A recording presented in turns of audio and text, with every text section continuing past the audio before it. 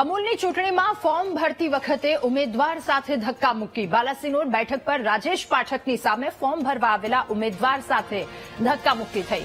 કોંગ્રેસનો ઉમેદવાર ચૂંટણીમાં ઉમેદવારી નોંધાવવા આવતા મામલો ગરમાયો। કલેક્ટર કચેરીમાં જ ધક્કામુક્કી થતા પોલીસે દરમિયાનગીરી કરવી પડી। ભાજપના ઉમેદવાર રાજેશ પાઠક ભાજપના મતદારોને 7-7 લાખ આપતા હોવાનો આક્ષેપ પણ લગાવવામાં આવ્યો છે। ત્યારે ફોર્મ ભરતી વખતે ધક્કામુક્કી થઈ અને ત્યારબાદ મામલો ગરમાયો। અમૂલની ચૂંટણીમાં ફોર્મ ભરતી વખતે ઉમેદવારની સાથે ધક્કામુક્કી થઈ। બાલાસિનોરની બેઠક પર રાજેશ પાઠકની સામે ફોર્મ ભરવા માટે આવેલા ઉમેદવારની સાથે આ ધક્કામુક્કી થઈ। ત્યારબાદ કોંગ્રેસના ઉમેદવાર ચૂંટણીમાં ઉમેદવારી નોંધાવવા આવતા મામલો વધારે ગરમાયો। કલેક્ટર કચેરીમાં જ આ પ્રકારનું વર્તન અને ધક્કામુક્કી થતા પોલીસે દરમિયાનગીરી કરવી પડી। વધુ માહિતી મેળવીશું। સંવાદદાતા ઘનશ્યામ આ મુદ્દે આપણી સાથે ફોનલાઈન પર જોડાયા છે। ઘનશ્યામ, ફોર્મ ભરતી વખતે ઉમેદવાર સાથે ધક્કામુક્કી થઈ, શું વધુ વિગતો આ મામલે?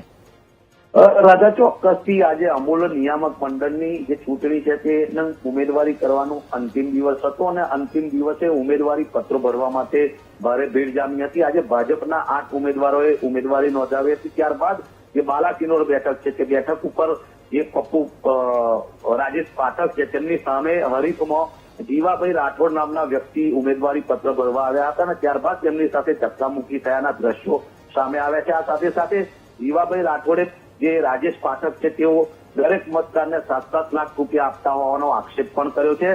જોકે પોલીસ દ્વારા સમગ્ર મામલે દરમિયાનગીરી કરતા મામલો ઠારે પડ્યો હતો અને આ બાદમાં જે જીવાભાઈ રાઠોડ છે તેમણે પોતાનું ઉમેદવારી પત્ર ભર્યું હતું। ઓકે જી, ઘનશ્યામ, આભાર આપનો વિગતો સાથે જોડાવા બદલ। ત્યારે કલેક્ટર કચેરીમાં જ ધક્કામુક્કી થઈ અને આખો આ મામલો, જો કે પોલીસે આ મામલામાં વચ્ચે દરમિયાનગીરી પણ કરવી પડી। ત્યારબાદ મામલો થાળે પડ્યા બાદ ફોર્મ પણ ભરવામાં આવ્યો। ઉમેદવાર સાથે ધક્કામુક્કી કરવાની વાત સામે આવી। અમૂલની ચૂંટણીમાં ફોર્મ ભરતી વખતે આ વાત, ઉમેદવાર સાથે ધક્કામુક્કી થઈ। બાલાસિનોર બેઠક પર રાજેશ પાઠકની સામે ફોર્મ ભરવા આવેલા ઉમેદવાર સાથે આ રીતનું વર્તન થયું। કોંગ્રેસનો ઉમેદવાર ચૂંટણીમાં ઉમેદવારી નોંધાવવા માટે આવ્યા અને તે સમયે મામલો ગરમાયો। કલેક્ટર કચેરીમાં જ આ રીતનું વર્તન, મામલો ગરમાતા પોલીસે દરમિયાનગીરી કરવી પડી। ત્યારબાદ મામલો શાંત પડ્યો। ભાજપના ઉમેદવાર રાજેશ પાઠક કે જેઓ ભાજપના મતદારોને 7-7 લાખ રૂપિયા આપતા હોવાનો આક્ષેપ પણ લાગ્યો હતો।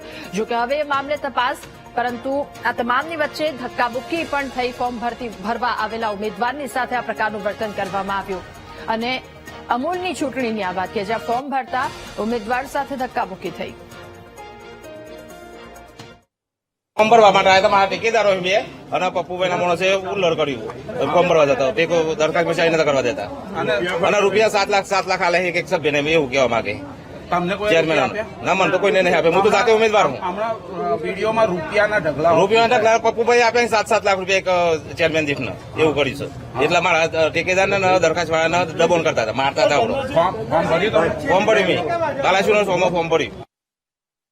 ઉમેદવાર દ્વારા આક્ષેપ પણ એ લગાવવામાં આવ્યા છે કે જેટલા મતદારો છે તેમને 7-7 લાખ રૂપિયા આપવામાં આવતા હોવાનો આક્ષેપ તેમના દ્વારા લગાવવામાં આવ્યો।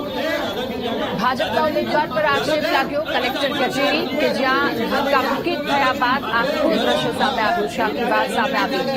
પોલીસે દરમિયાનગીરી કરી, મામલો થાળે પાડ્યો। જો કે આક્ષેપ કે રાજેશ પાઠક એ ભાજપના મતદારોને 7-7 લાખ રૂપિયા આપતા હોવાનો આક્ષેપ લાગ્યો। આક્ષેપ બાદ હવે તપાસનું ધમધમાટ પણ આ મુદ્દે શરૂ કરવામાં આવશે। પરંતુ ફોર્મ ભરતી વખતેના દ્રશ્યો કેટલાક સામે આવ્યા છે।